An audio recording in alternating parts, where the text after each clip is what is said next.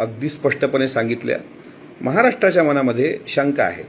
मुरलीधर मोहोळ जे उड्डाण मंत्री आहेत, केंद्रीय उड्डाण मंत्री, त्यांनी सांगितलं होतं का ब्लॅक बॉक्सचा डेटा आम्ही सार्वजनिक 15 दिवसामध्ये करणार आहोत. आज 2.5 महिने उलटले, ना ब्लॅक बॉक्स दिसला ना साधा CCTV दिसला.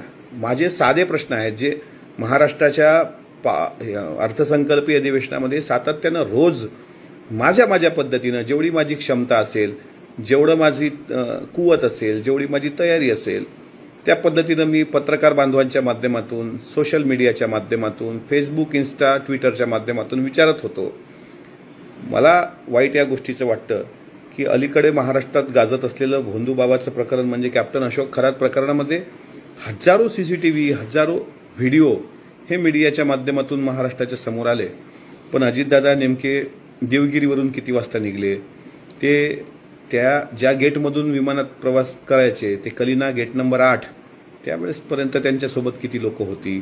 VSR कंपनीच्या ब्लॅक कलरच्याच विमानात दादांनी प्रवास केला. यावेळेस त्यांना पांढरं विमान कोणी हायर केलं होतं. VK सिंगला वाचवण्याचा कोणी प्रयत्न केला. DGCAचा पहिला अहवाल त्रोटक आला.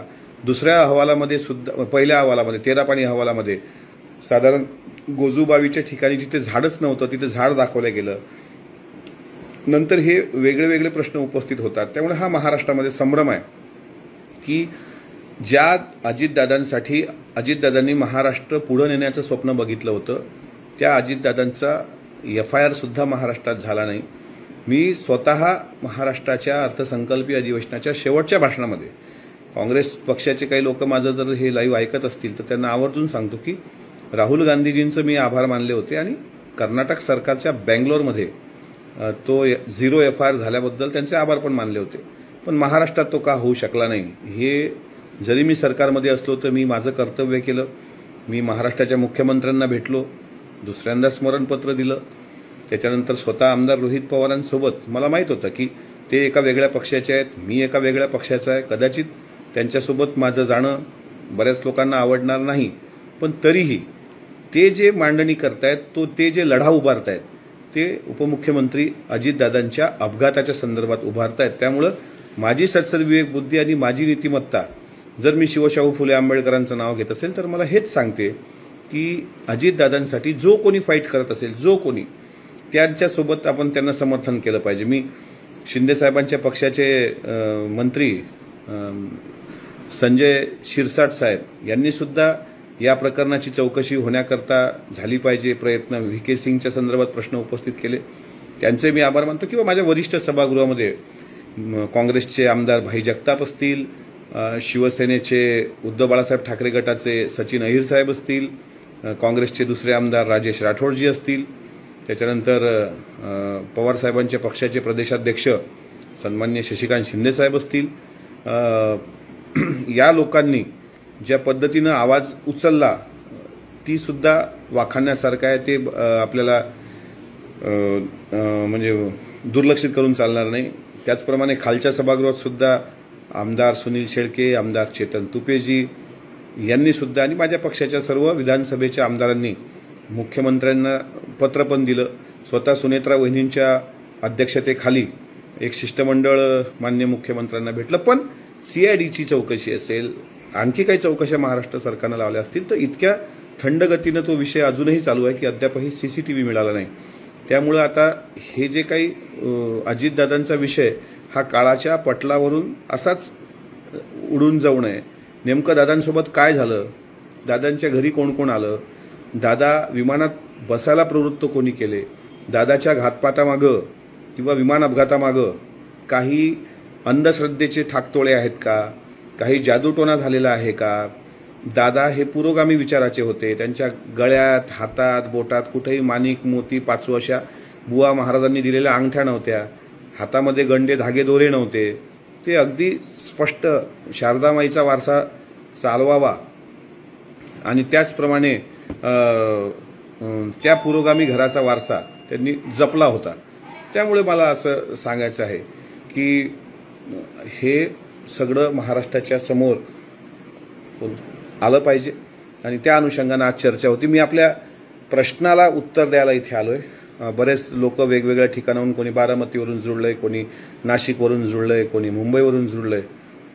सचिन आहेत 0490मधून की आम्हाला अनेक प्रश्नाची उत्तरं मिळत नाही आहेत. सचिनजी, आपण थेट प्रश्न विचारू शकता. माझ्याकडे जे माहिती असेल ते मी नक्की आपल्याला सांगेल, आणि तुमच्याकडे जर काही असेल तर तुम्ही.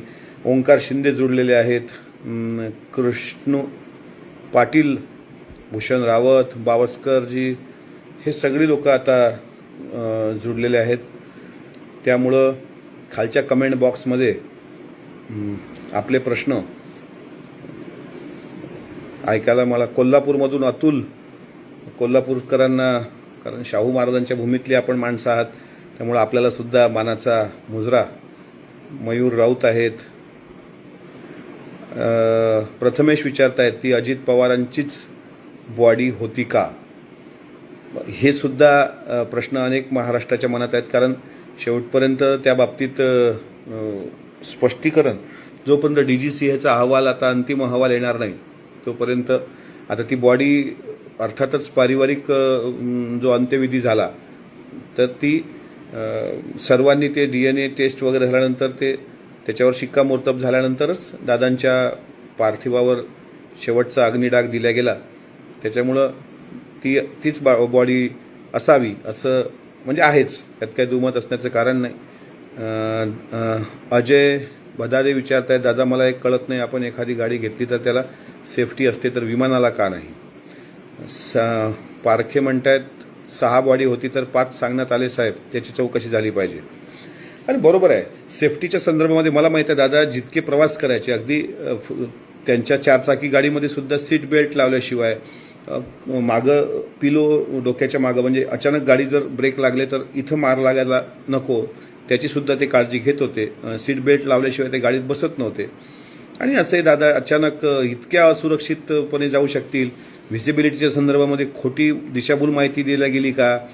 तो सुमित कपूर हा सुसाईड बॉम्बर म्हणून आला होता असा पण मी आरोप केला होता. त्याच्यानंतर त्याचा किती कोटीचा विमा काढला गेला, ट्रान्झॅक्शन झालेले आहेत. त्या समता म्हणून काहीतरी एक पतसंस्थेचे ट्रान्झॅक्शन 27, 28, 29 जानेवारीचे आहेत. मग ते अशोक खरातच्या संदर्भात झालेले आहेत. दादाजी नमस्ते म्हणून सॅमी, आपण आपलं नमस्कार, मनापासून आपलं स्वागत आहे. त्याच्यामुळं ह्या सगळ्या गोष्टीची उत्तरं महाराष्ट्राला पडलेली आहे. DGCAवर सर्वात मोठी शंका आहे, कारण DGCA VSRला वाचवण्याचं काम DGCA करते. आजपर्यंतही सदोष मनुष्यवधाचा गुन्हा DGCAच्या अधिकाऱ्यांवर दाखल झालेला नाही. संपूर्ण महाराष्ट्राच्या जनतेला माहीत आहे दादा एवढा मोठा माणूस. एक कमेंट आली, हां CCTV फुटेजचं ते मी बोललोय. पारखे पाटील म्हणतायत दादांचे विमानात बसताना व्हिडिओ का दाखवत नाहीत? त्या विमानात दादाच होते हे इतक्या लवकर कसे कळले? नियोजित पायलट का बरे बदलले गेले होते? पुरुषोत्तम हाडोळे असं विचारतायत. साहिल मदन आणि यश असे 2 पायलट ट्रॅफिकमध्ये अडले, आणि त्यानंतर सुमित कपूर आणि शांभवी पाठक हे 2 जण तिथे दिल्या गेले. हे सुद्धा का? आणि मला प्रश्न त्याच्या पुढचा असा आहे की साहिल मदन आता नेमका कुठे आहे? तो जिवंत आहे की मेला आहे? तो त्याच्या घरी आहे की बाहेर देशात पाठवला आहे? आणि इतक्या सकाळी ट्रॅफिक नसते हे अनेक पत्रकारांनी पण मला सांगितलं. आणि हे खरं आहे की बारामती टाइम्सवरून एक मेसेज आहे की आतंकवादीचे CCTV फुटेज मिळतात परंतु दादाच्या विमानतळावरचे फुटेज का मिळत नाहीत? का मिळत नाहीत? महाराष्ट्राचा दादा, महाराष्ट्राचं 24 कॅरेट सोनं, आपल्या सर्वांचं काळीज, आणि ते विमान कोसळण्यापूर्वी झालेले ब्लास्ट, म्हणजे त्याच्यामध्ये इंधनाचा साठा होता. कोणी किती नाकारलं तरी त्यात इंधनाचा साठा होता. आणि जर नसेल तर तो महाराष्ट्राच्या जनतेला मला असं वाटतं ते एकदा कळलं पाहिजे की खरं काय खोटं काय. ट्रॅफिकमध्ये साहिल मदन कसा अडकला, त्याच्यानंतर सुमित कपूर सध्या कुठे आहे? मला तर सुमित कपूर जिवंत असल्याची शंका येते. ते काय येते? DGCAच्या अहवालामध्ये 6 लोक होती सुरुवातीला प्रवास करताना, बारामती ते मुंबई ते बारामती, आणि नंतर ती 5च लोक त्या ठिकाणी राहिली. मग त्यातला सुमित कपूर अब्सेंट होता असं जर असेल तर मग फ्लाईट कोण चालवत होतं? शांभवी पाठक चालवत होती का? बघा साधा प्रश्न आहे, याला काही मी बाहेरचे सोर्सेस वापरलेले नाहीत. आणि DGCAने जर सांगितलं की 5 माणसंच बसली, चुकून आमचा आकडा 6चा आहे, तर मग सरकारने विमानाच्या कलिना गेट नंबर 8 वरून VSRच्या व्हाईट फ्लाईटमध्ये बसताना पर्यंतचा CCTV फुटेज द्यावा. जर 5 माणसं बसली तर ती 5 माणसं दिसतील दादांसोबत, आणि जर 6 माणसं बसली असतील तर ती पण दिसतील. मग ते फुटेज काय येत नाही? मी महाराष्ट्राच्या मुख्यमंत्र्यांना, मी महाराष्ट्राच्या सह केंद्राच्या मंत्र्यांना सुद्धा विनंती करतो की अजितदादांवर तुमचं प्रेम खरं आहे, त्यात काही दुमत असण्याचं कारण नाही. जितकं नुकसान आमचं झालंय तितकं तुमचंही झालंय, कारण महायुती सरकारमध्ये दादा एक मजबूत पिलर होते. पण त्या मित्राच्या ऋणातून मुक्त होण्याकरता महाराष्ट्राला ब्लॅक बॉक्सच्या डेट्यातला संभाषण हे वाटल्यास आणखी वेळ घ्या. तर 3 महिने तर घेतलेच आहेत आपण, आणखी वेळ घ्या, आणखी वेळ घ्या. पण दादा विमानात बसल्याचा CCTV मात्र तुम्ही देऊ शकता. ते तुम्ही का दिला नाही? म्हणजे काय असतं की DGCA खोटं बोलते आहे, TV खोटं दाखवते आहे. हा महाराष्ट्राच्या मनातला हा सावळा गोंधळ तेवढा जरी दिला ना तर भरपूर चित्र क्लिअर होईल. मी आणखी एक गोष्ट, आमच्या अकोल्याचे पण तापडिया नगरचे सहकारी धन्यवाद म्हणतात, आणि एक कमेंट अशी पण आहे की तुम्ही एकटे लढलात. हे बघा, हे माझ्या एकट्या लढण्याचा किंवा मी एकटा फार शहाणा आहे याचा मला सांगायचं नाही आहे. माझं म्हणणं असं आहे की सर्वांनी हा लढा लढायचा आहे. आता हा लढा काही राष्ट्रवादी काँग्रेस पक्षापुरता मर्यादित नाही आहे. हा लढा महाराष्ट्राच्या अस्मितेचा लढा आहे. कारण आज महात्मा फुलेंची जयंती आहे. मला माहीत आहे दादांनी भिडेवाड्यामधलं पहिली मुलींची शाळा, ते स्मारक किती सुंदर असावं, किती नेटनेटकं असावं. भुजबळ साहेबांसोबत अनेक बैठका घेतल्या. शिवशाहू फुले आंबेडकर हा श्वास महायुतीमध्ये भारतीय जनता पार्टीसारख्या पक्षासोबत असताना सुद्धा विचारधारा कधी दादांनी सोडली नाही. आता परवा 14 एप्रिल महामानव डॉक्टर बाबासाहेब आंबेडकरांची जयंती असेल. दादांचा एक रील फिरतो जय भीम जय भीम म्हणतानाचा. दरवर्षी पालकमंत्री असो नसो, पण भीमा कोरेगावला 1 जानेवारीला दादा त्या ठिकाणी अभिवादन करायला जायचे. 6 डिसेंबरला चैत्यभूमीला जायचे. नागपूरच्या हिवाळी अधिवेशनामध्ये वेळ जसा भेटत तसा दीक्षाभूमीला पण जायचे. आणि मनातून, बोलण्यातून, वागण्यातून, वाचनातून, बसण्यातून, उठण्यातून, आणि कधी कोणी काम घेऊन गेला त्याची जात न पाहता त्याचं काम किती महत्त्वाचं आहे हे पाहणारा दादा महाराष्ट्राचा विचार होता. आणि असा विचार जर इतक्या सहज जात असेल तर मला असं वाटते की मग आपण इतके शंड कसे?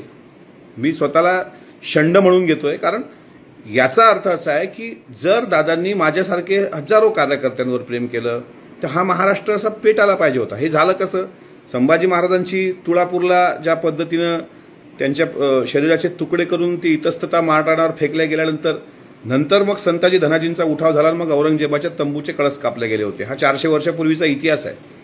पण संभाजी महाराजांची कैद जी संगमेश्वरावर झाली, तिथून वडूतुळापूरच्या संगमेश्वरापर्यंत तो 40 दिवसाचा प्रवास आहे.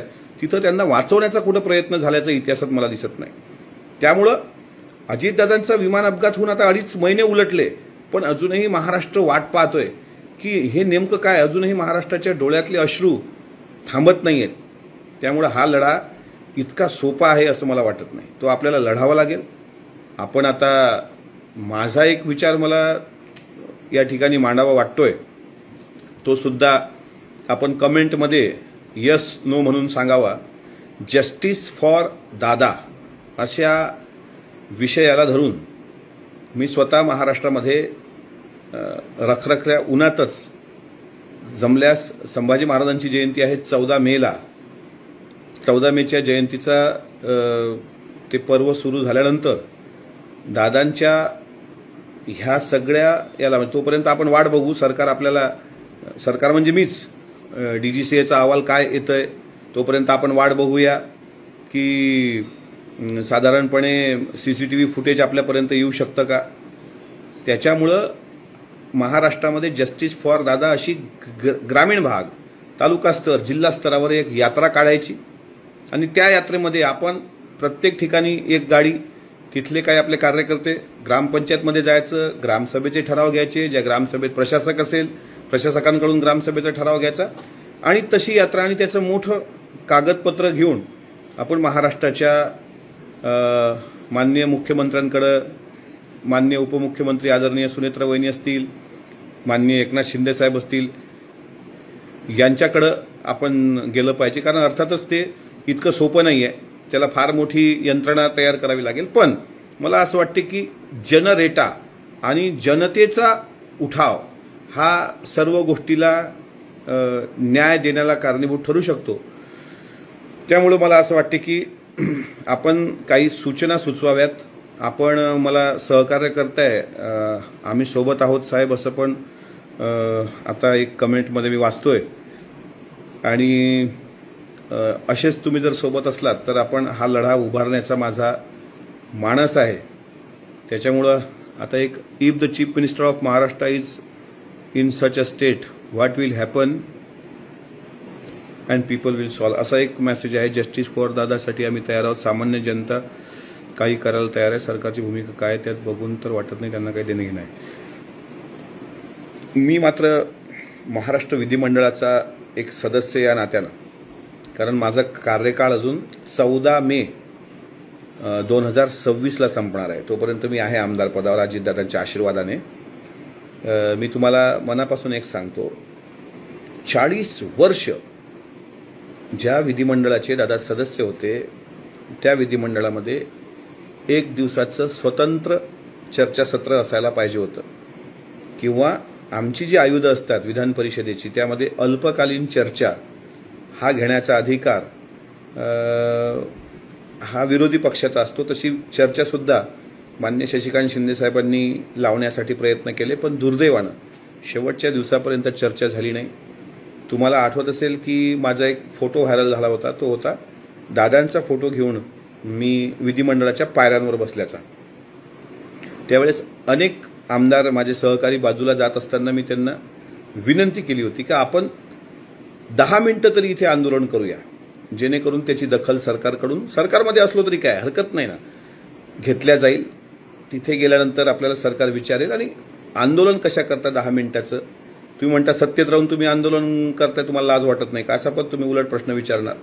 मला सांगा, शंभूराजे देसाई साहेबांचं जे प्रकरण होतं सांगली सातारा जिल्ह्यामधलं जिल्हा परिषदच्या निवडणुकीच्या अनुषंगानं, तिथे सुद्धा शिंदे सेनेच्या आणि भारतीय जनता पार्टीच्या लोकांमध्ये त्या ठिकाणी जे काही वादविवाद झाले त्यासाठी शिंदे साहेबांच्या शिवसेनेने पायऱ्यांवर आंदोलन केलं होतं ना. मग शंभूराज देसाई साहेबांच्या बोटाला जखम झाली तर 40 आमदार तिथे एकवटले. 1 तासासाठी जर धरणे आंदोलन दिलं असतं तर मला असं वाटतं, पण तो वेळ आपण गमावला आहे. आता अधिवेशनाला पावसाळा निघावा लागेल, तोपर्यंत शेतीची कामं सुरू होतील आणि मग शेतीच्या कामात एकदा शेतकरी गुंतला की साहजिक आहे आपल्याला हा वेळ भेटणार नाही. त्यामुळे हा लढा उभारावा लागेल. अजितदादांना न्याय भेटलाच पाहिजे. दादांच्या मृत्यूचं रहस्य, हे रहस्य म्हणजे मृत्यू शब्द बोलताना सुद्धा माझी जीभ बळखडते आहे. मला अजूनही विश्वास बसत नाही आहे. त्यामुळं दादासारखा, जसं जगद्गुरू तुकोबारायांचं मृत्यू गूढ, नेताजी सुभाषचंद्र बोस यांचा मृत्यूचं गूढ, तसंच साधारणपणे अजितदादांच्या गोजूबावी या माळरानावरच्या मृत्यूचं गूढ सुद्धा हे भागवत मापारी आहेत. ते म्हणतात अजितदादांच्या अपघातानंतर जर आपण निर्धार यात्रा काढत असाल तर आम्ही आपल्या जनता आपल्यासोबत उभी राहील. भागवतजी, खरोखर मनापासून आभार आहे. आपण घरच्या चटणी भाकरी बांधूया, घरच्या कांदा भाकरीवर आपण ही यात्रा काढूया. त्याला काही फार ग्लॅमर आणण्याची काहीच आवश्यकता नाही आहे. आपण सगळ्यांनी मिळून जर हे ठरवलं तर हे होऊ शकतं. आता एक गोष्ट आहे, मागच्या काळामध्ये तुम्ही म्हणाल आरक्षणाचे मोर्चे निघाले, मस्साजोगच्या सरपंचाच्या निर्गुण हत्येनंतर सुद्धा महाराष्ट्र मोठ्या प्रमाणात पेटला होता. पण मग पुढं काय झालं? कमीत कमी आरोपी अटक तर आहेत. त्या प्रकरणामध्ये आरोपी अटक आहेत. आपल्याला आरोपीलाच अटक झाली पाहिजे. त्या आरोपी अटकमध्ये VSRचा मालक VK सिंग, मी म्हणत नाही, स्वतः जयदादा पवार बोलले होते, त्यांनी एक व्हिडिओ पण शेअर केला होता. VK सिंगला अटक झाली पाहिजे. VK सिंगला जर अटक, जसा अशोक खरात पकडला, आता एक एक धागा पुढे यायला लागला, तसा VK सिंग जर अटक झाली आणि DGCAच्या अधिकाऱ्यांवर जर गुन्हा दाखल झाला सदोष मनुष्यवधाचा, तर मला असं वाटतं की आपल्या ज्या काही शंका महाराष्ट्राच्या मनामध्ये आहेत त्या शंकेचं निराकरण होईल. दादा तर आपण परत आणू शकणार नाही. महाराष्ट्रात अजितदादा विधिमंडळाच्या क्षितिजावर परत दिसणार नाहीत. हे वास्तव स्वीकारून आपल्याला पुढे जायचं आहे. आता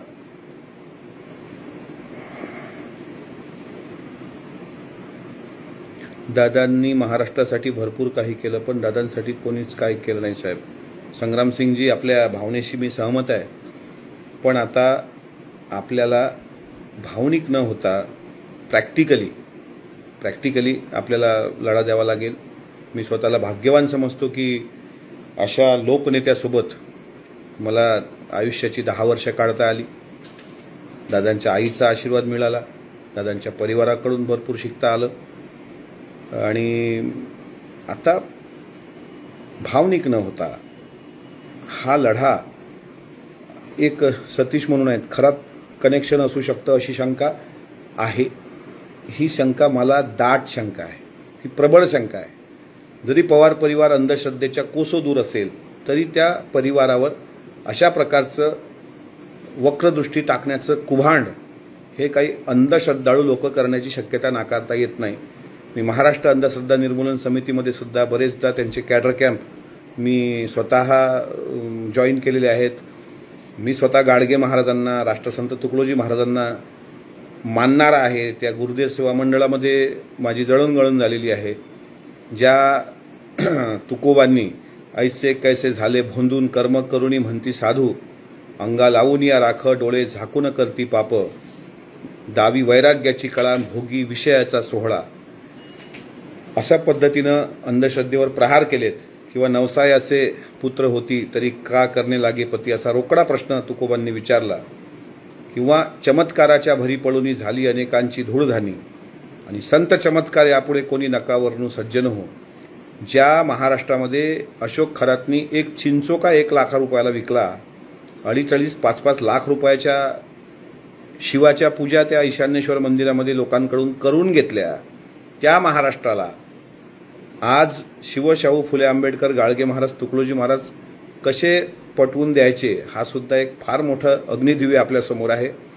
आणि अशोक खरातच्या आश्रमाचा दादांच्या विमान अपघाताशी संबंध असण्याची शक्यता नाकारता येत नाही. सुमित कपूर सकाळी त्या ठिकाणी कसे होते, ते षड्यंत्र होते का? आणि पुढं गोपाल वाघमारे म्हणतात, शाहू फुले आंबेडकर सांगणारे आम्हाला, मी आहे ना, मी अमोलदादा हवे आहेत, मी मरेपर्यंत याच विचारात आहे. या विचारात आहे म्हणूनच मी अशोक खरातसारख्या लफंडर लोकांच्या नादाला लागलो नाही. माझ्या पाठीशी तुम्ही शाहू महाराज बघत असाल, आणि ते काही फक्त मिरवण्यासाठी ठेवलेलं नाही, तो शाहू महाराजांचा विचार आपल्याला जगता यावा. आज म्हणून म्हणतो की महात्मा फुले जयंतीच्या दिवशीच आम्ही हे लाईव्ह करण्यामागचं कारण असं होतं की 11 एप्रिल या दिवसापासून आता या लढ्याला सुरुवात करायची, आणि त्याला मूर्तरूप आणण्याकरता संभाजी महाराजांची जयंती, कारण 14 एप्रिलला बाबासाहेबांची जयंती आहे, 30 एप्रिलला राष्ट्रसंत तुकडोजी महाराजांची जयंती आहे, त्याच्यानंतर 1 मेला महाराष्ट्र दिन आहे, 14 मेला छत्रपती संभाजी महाराजांची जयंती असेल. म्हणून असा हे साधारणपणे मी तसं हे करतोय. तुम्हाला माझी विनंती अशी एवढीच आहे की आज ही लढाई उभारण्याकरता आपण हा छोटासा प्रयत्न, कारण समाज माध्यमं आत्ताच्या आर्टिफिशियल इंटेलिजन्सच्या काळामध्ये लोकांशी संवाद साधण्याचं हे एक प्रभावी माध्यम. आणि मला एक गणेश म्हणतात, दादा मरेपर्यंत एकनिष्ठ राहा. असं आहे की मला ओळख जरी फुलेशाहू आंबेडकरांच्या चळवळीमुळे मिळाली असली तरी राजकीय जन्म हा अजितदादांनी दिला आहे. महाराष्ट्राच्या विधिमंडळामध्ये दादांमुळेच मी पोहोचू शकलो. माझ्याकडं तेवढी पात्रता नव्हती, मला तिथली राजकीय पार्श्वभूमी नव्हती, माझ्या घरात कोणी ग्रामपंचायतचं सदस्य नव्हतं. अनेक लोकांनी म्हटलं की तू निवडून दाखव, तू निवडून येऊ शकत नाहीस, तुझी तेवढी लायकी नाही, असं वेगवेगळ्या ट्रोलर्सनी हे केल्यानंतर सुद्धा मी 2 माणसांना मात्र जीवनात आवडलो होतो. एक माझ्या वडिलांना आवडलो होतो, ते वारले 2018ला, आणि 2020ला दादांनी मला हेरलं आणि त्या वक्तृत्व कलेचा सन्मान म्हणत मला विधिमंडळात पाठवलं. आणि म्हणून महाराष्ट्राच्या इतिहासात आमदारसुद्धा निवृत्त होतात. हे माझ्या या आत्ताचं जे अधिवेशन झालं आहे त्यामध्ये माननीय मुख्यमंत्री बोलले असतील, माननीय उपमुख्यमंत्री शिंदेसाहेब बोलले असतील, किंवा आदरणीय सुनेत्रा वहिनींनी दादांचा लाडका आमदार म्हणून जे काही त्या ठिकाणी माझा गौरव आणि अभिमान वाढवला असेल, त्यामुळं एकनिष्ठा हे आपल्या रक्तात आहे. त्याच्याबद्दल तुम्ही निश्चिंत राहा. काही कोणी मला ऑफर द्यावी इतका मी मोठा नाही आहे. अजितदादाला सोडून कुठंही डील चीर के देखते राही नाम होगा. आणि मला राजकीय अपेक्षा नाही. हां, माझ्या पतसंस्था असत्या, माझ्या बँका असत्या, माझे कारखाने असते, माझ्या मोठ्या फार खरबो रुपयाचे काही प्रोजेक्ट असते, तर मात्र स्वार्थापायी निष्ठा बदलणारे अनेक लोक आपण बघतो. पण साधारणपणे ते काळ वेळ सगळं दादाच्या आत्म्याला माहीत आहे. आणि दादाला हे माहीत आहे की आपला एक गरीब घरातलं पोर आपण विधिमंडळात आणलं. शेवटी गरिबाच्या लेकरांना त्या गोष्टीची जाण ठेवावी लागते, असते आणि राहिलीच पाहिजे. आपण अन्नदाता म्हणतो. आपल्या प्रत्येकाचा कोणीतरी एक गॉडफादर राजकारणात असावा. पण मला एका गोष्टीचा अभिमान राहील की मी माझ्या जीवनामध्ये आदर्श निवडताना सुद्धा शिवशाहू फुले आंबेडकर हे आदर्श निवडले. आणि राजकारणामधला आदर्श अजितदादांसारखा नेता मला मिळाला, याच्यापेक्षा दुसरं भाग्य माझं असू शकत नाही. मी पुढचे 25 वर्षाचं एक राजकीय स्वप्न दादांच्या सोबत राहून रंगवलं होतं. पण 28 तारखेला त्या स्वप्नाचा घात झाला. आणि जरी मी 14 मेला टर्म संपत असली तरी खरी टर्म माझी 28 जानेवारी 2026ला संपलेली आहे. आता फक्त राहिल्या त्या आठवणीनं उरले ते दिवस. म्हणून मी आपल्या सर्वांचं मनापासून आभार मानतो. आपला नंबर द्यायचा किंवा मेल आय डी. मी माझा मेल आय डी हे लाईव्ह आता जवळपास आपण संपवतोय, कारण आज फुले जयंतीच्या कार्यक्रमाचा सगळीकडे उत्साह आहे, महात्मा फुले यांच्या जयंतीचा. त्यामुळं याच्यात नुपेन अरोरा पण एक सहभागी झालेत. पंकज पाटील म्हणतात कॉलबद्दल प्लीज सांगा, जो कॉल व्हायरल झाला होता 28 जानेवारीला सकाळी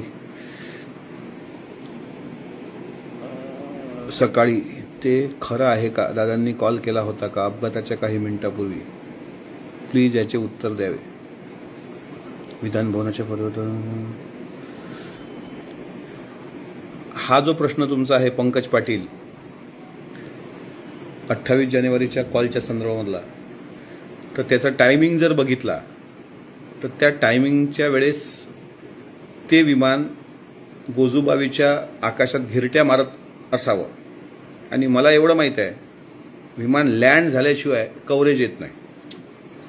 म्हणून मी त्या बाबतीत शुअर सांगू शकत नाही. पण तपासा आणि ते समोर येईल आणि ते पण समोर आलं पाहिजे. माझ्या माहितीप्रमाणे दादांनी विमानात बसण्यापूर्वीच राणा जगजित सिंग यांना कॉल केला होता एका कामाकरता. आणि नंतर विमान लँड होण्याच्या पूर्वीच ते कोसळलंय. त्यामुळे आता तो जो 28 जानेवारीचा सकाळचा कॉल आहे, त्यात ज्यांना तो कॉल आलाय त्यांनी तो पूर्ण कॉल म्हणजे त्यांनी तो ऐकवला मीडियाच्या समोर. माझ्या माहितीप्रमाणे श्रीजित पवार असं त्यांचं नाव आहे. पण त्या बाबतीत मी सांगू शकत नाही. पण मला एवढं माहीत आहे की ज्यावेळेस त्यांना तो कॉल आला त्यावेळेस विमान नेमकं कुठं होतं, कारण विमान गिरट्या मारत होतं. मग विमान कोसळलं आणि कोसळण्यापूर्वी स्फोट झाले विमानामध्ये. स्फोट का झाले विचार करा. दादांच्या जो शेवटचा क्षण असेल त्यांच्या श्वासाचा, त्यात किती यातना त्यांना झाल्या असतील. महाराष्ट्र पुढं नेण्याचं व्हिजन पाहणारा असा कोण माणूस उरला आहे? कोण माणूस आता महायुती सरकारमध्ये राहून सुद्धा अल्पसंख्याक समाजाला प्रामाणिकपणे न्याय देण्याचं काम, म्हणजे जिथे मस्जिदमध्ये स्फोट झाला, मदरशात स्फोट झाला, दादा पहिल्यांदा तिथे गेले. कुठला माळी बांधव असेल, मराठा बांधव असेल, आमच्यासारखे बहुजन समाजाची पोरं असतील, त्या प्रत्येक धर्माला न्याय देण्याचं काम हे आदरणीय अजितदादांनी केलं आहे. जात पात धर्म पंथ पक्ष न पाहता सकाळी 6 पासून देवगिरी ज्या जनतेच्या सेवेसाठी सज्ज असायची, तसा नेता आता महाराष्ट्रात कदाचित पुढच्या अनंत पिढ्या पाहू शकणार नाही. महाराष्ट्राचं हे दुर्दैव आहे, आपल्या सर्वांचं दुर्दैव आहे. आपण लढा चालू ठेवूया. प्रयत्ने वायूचे कण रगडिता तेलही गळे. वाळू जर गाळली, प्रयत्न केला तर त्यातूनही तेल निघतं.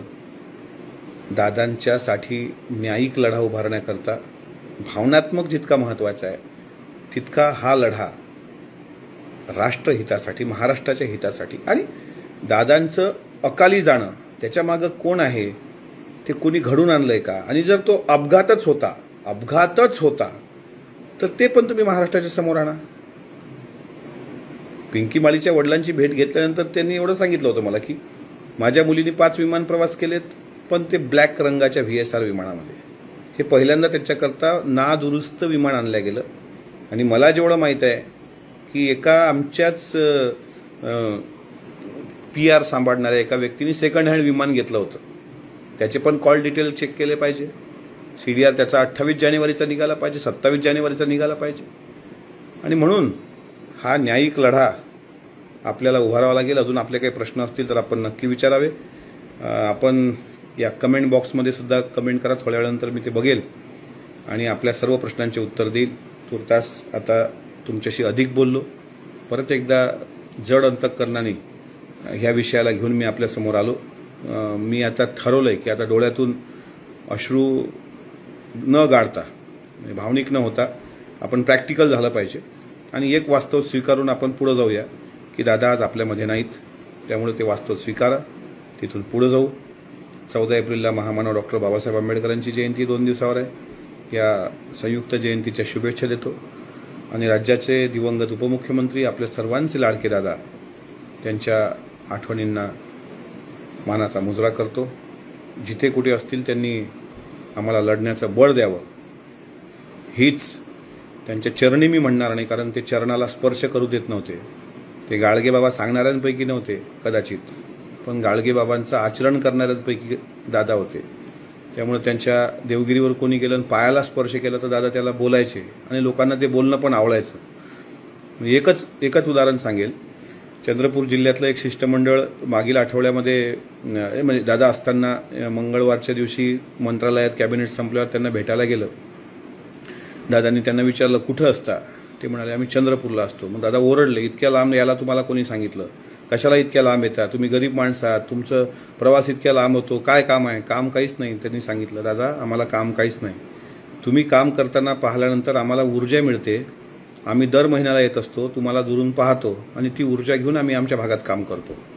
अशी सुद्धा लोकं दादांनी कमावलेली होती. असं महाराष्ट्रात एकही गाव नाही जिथं अजितदादांचं नाव नाही. त्यामुळं दादांच्या विचाराला मनापासून अभिवादन करतो. लढा लढण्याकरता आपण सर्वांनी मला आशीर्वाद द्यावे एवढ्यासाठीच हा माझा आजचा प्रयत्न होता. धन्यवाद. जय महाराष्ट्र.